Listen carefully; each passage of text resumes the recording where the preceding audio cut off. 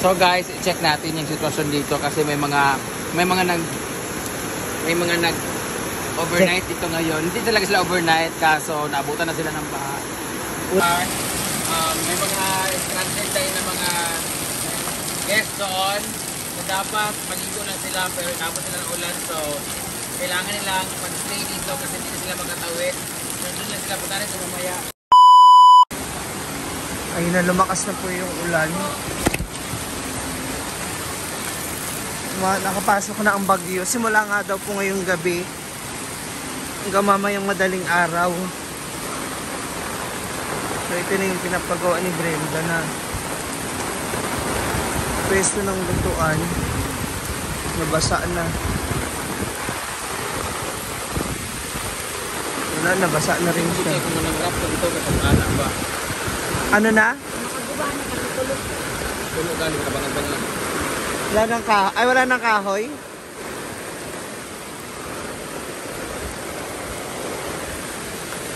Lumalakas na yung ulan. Saksak ka niya, makurintihan ka ha? Dapat hindi ka nasunod no? Dire ka na daw sa taas.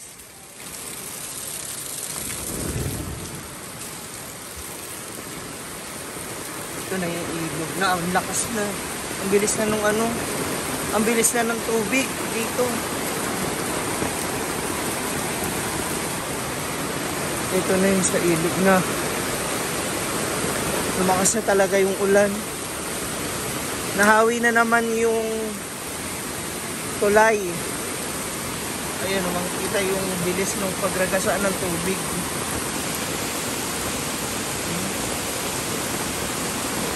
Mabilis na siya tumataas yung tubig. Dahil for sure dun sa bukid, kung saan nanggagaling ang tubig na to, malakas na ang ulan. Abot na ulit yung hagdan dito, yung baitang ng hagdanan ng papasok ng Hinaguan Farm. So hindi na makikita. May mga ilang maaalagang hayop na nandun sa kabila. Nakuha na ng mga may-ari. Ang lakas na nung hangin. Ingat po tayong lahat. Po.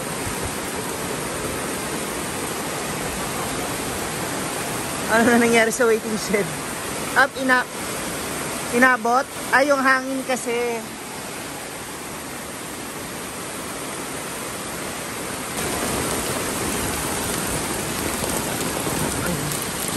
Ang tinitignan ni Brenda. Nabasa na siya ng ulan.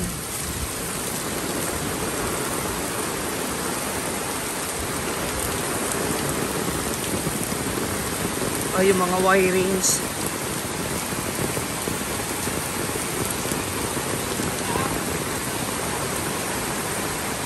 Ay, kasi may mga may mga bisita nga pala ngayon nag-check-in.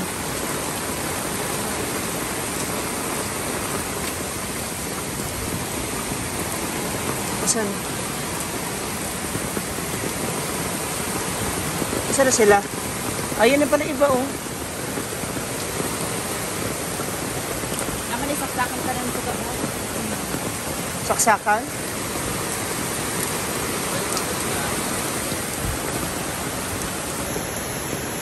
So guys, i-check natin yung sitwasyon dito kasi may mga nag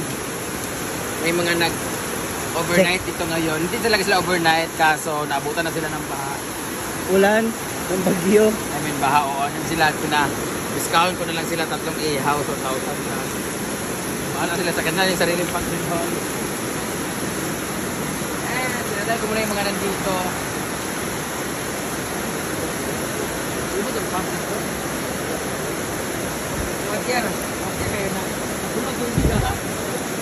Hoy, Sayang yung pool namin bakit walang pump na puno ito. Yung pool. Okay na mo diha? Wala may payong. Ano ba? May payong, nabitiwinan yung payong oh, baliktad. Payong ba gamitan ko ninyo niya, bro? No.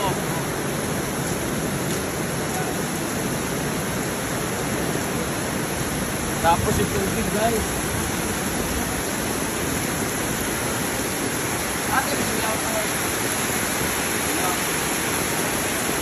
Huwag yung ilaw.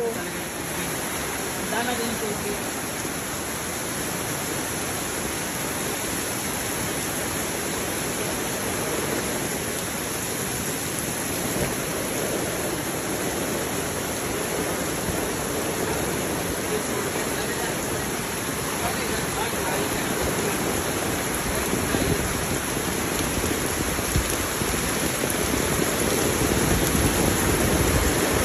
Ang flashlight ba?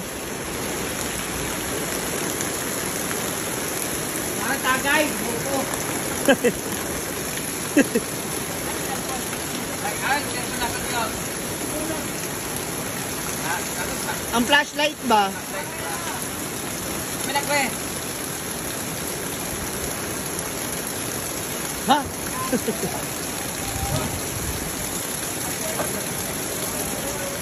Yung flashlight. Time check. May mga stranded tayo na mga guests doon na dapat maligo na sila pero tapos sila ng ulan, so kailangan nilang mag-stay dito kasi hindi na sila magkatawid. So doon na sila punta rin sa mamaya.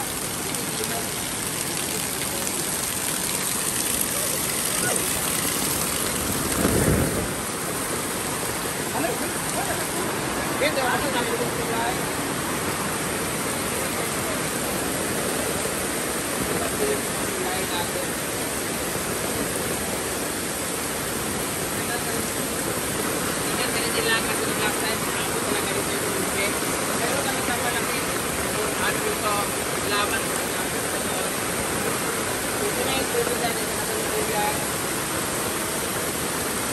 So far,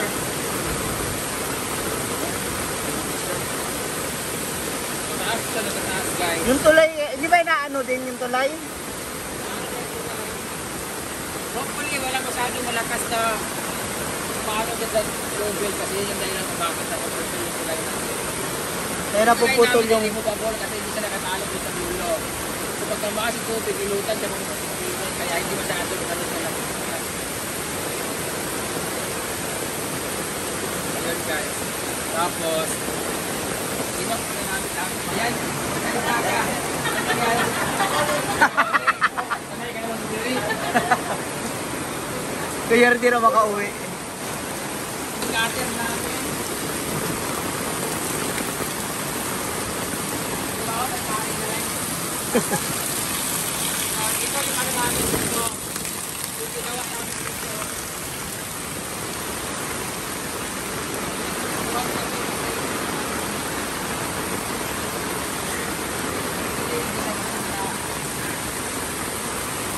Ayan, tinakpan namin siya kasi yung semento niya, Medyo basa pa. tanggal yung semento, lumabas yung mga buhangin. Kasi ano, naulanan, paka-finishing lang. Ngayon yung mga guests natin dito. Sa lakas ng hangin, ayan oh. Maano na yung chandelier. 11:30 Lakas. talaga. Ha? Kung yung ulan talaga dito ay nagpapasok na dito. Lakas na. Uy, kamusta pala doon sila mama at papa mo? Malapit mo naman kayo sa dagat. Grabe. Ito, ala. Grabe yung hangin. Ayan oh. Makikita yung nag-ano na siya. Nagsiswing na yung mga gamit. At yung tubig sa alulod. Napasok na. Ingat tayong lahat. Keep safe. Ayun o. Basta yung lipad nung ano ba, yung lakas ng hangin sa tubig. Inaanggi. Nahahawit niya sa sobrang lakas ng tubig. Ay, sa lakas ng hangin.